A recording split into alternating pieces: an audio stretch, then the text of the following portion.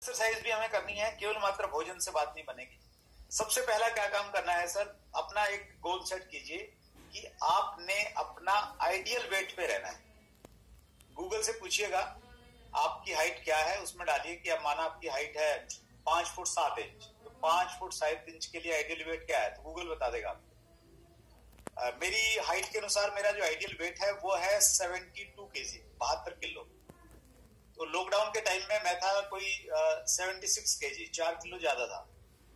तो मैंने टारगेट ये बनाया कि मैंने जो है 72 केजी पे होना है। और जैसे ही लॉकडाउन शुरू हुआ तो उसके कुछ टाइम के बाद में जो मेरी मशीन थी वजन तोलने वाली, वो खराब हो गई। तो मैं इस चक्कर में कि कहीं 72 न हो, तो मैं भी डाइटिंग कर रहा हूँ, थोड़ा और कर रहा हूँ, तो मुझे लग रहा है मैं 70 तक पहुंच जाऊंगा इस चक्कर में। तो आप भी अपना आइडियल वेट चेक कीजिए, बहाने मत बनाइए। कुछ लोग कहते हैं कि सर हमारा तो है ना, बस कुछ खानदानी ऐसी कुछ जिन्स ऐसे हैं कि बस मैं मोटापा हो ही जाता हूँ, मोटा हो ही जाता हूँ, बस हमारा तो खानदानी ऐसा कुछ है। कुछ लोग कहते हैं सर मैं खाता तो 2 ही रोटी हूँ, बस पता नहीं कैसे फूल जाता हूँ। तो ये जो बहानेबाजी है, ये बहानेबाजी मत बनाइए। और अभी राइट टाइम है। आप न तो बहाना बना सकते हैं कि बाहर का खाना पड़ता है, तला पला खाना पड़ता है, क्या करूं।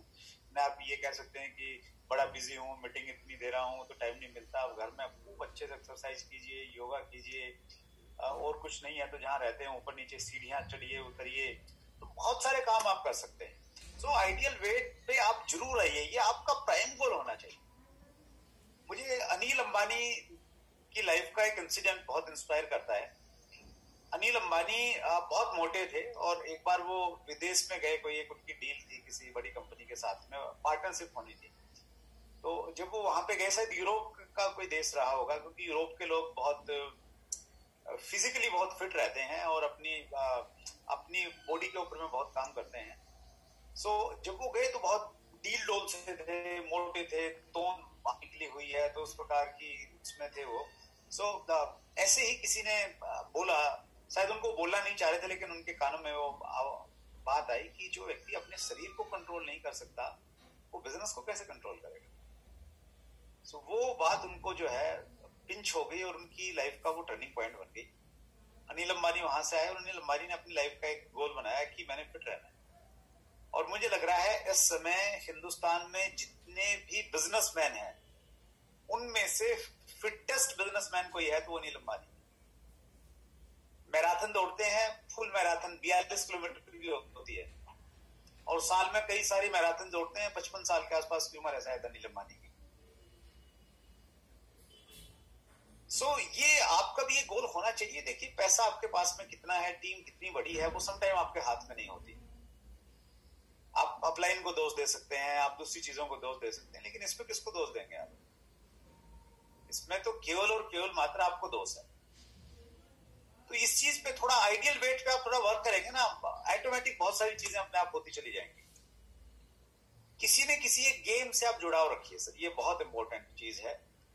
मैं बचपन में मैं बहुत ज्यादा गेम नहीं खेला स्कूल और कॉलेज लाइफ में, लेकिन जब मुझे मालूम चला कि लाइफ में आपका एक गेम होना चाहिए, मैंने किसी व्यक्ति को सुना, और सुनने के बाद में मैंने देखा कि मैं कौन सा गेम चूज करूं, तो मैंने बैडमिंटन चूज किया।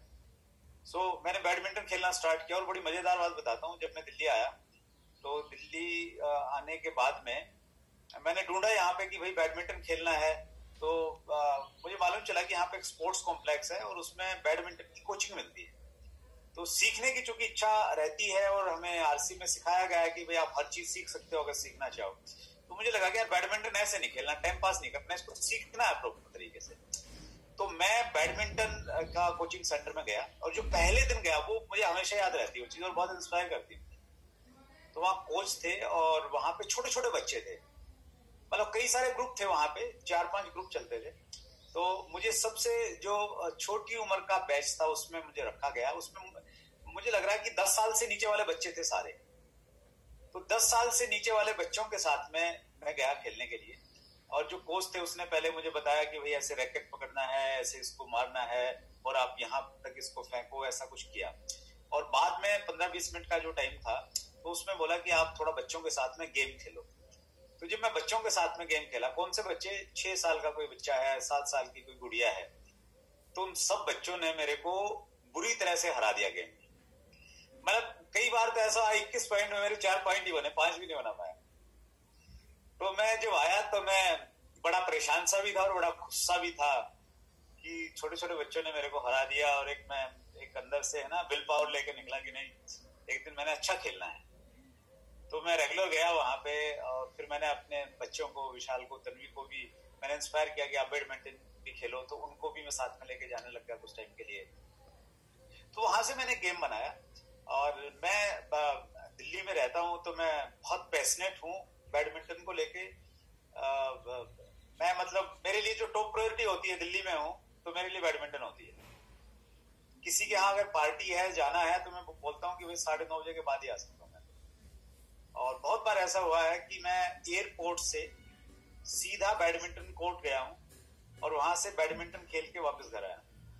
और किसी की पार्टी में गया हूँ तो ड्रेस अपना कोट गाड़ी में रख के गया हूँ और बैडमिंटन खेला, वहीं पे अपना कोट वोट पहना, टाई वाई लगाई और अपना वहां से सीधा पार्टी में चला गया।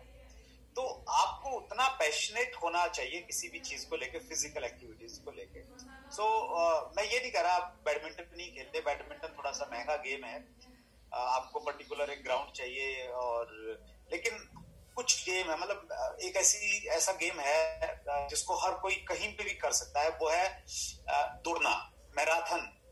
रनिंग जो है ना एक बहुत अच्छा गेम है एक्चुअली ये, और आजकल तो प्रतियोगिताएं होती हैं मैराथन की, छोटे छोटे शहरों में भी होती हैं। सो कोई ना कोई एक गेम जिसमें थोड़ा आपको इंटरेस्ट भी बना रहे और आप फिजिकली भी ठीक रहें, सो वो आप जरूर अपनाइएगा, आपको बहुत मजा आएगा इस चीज में।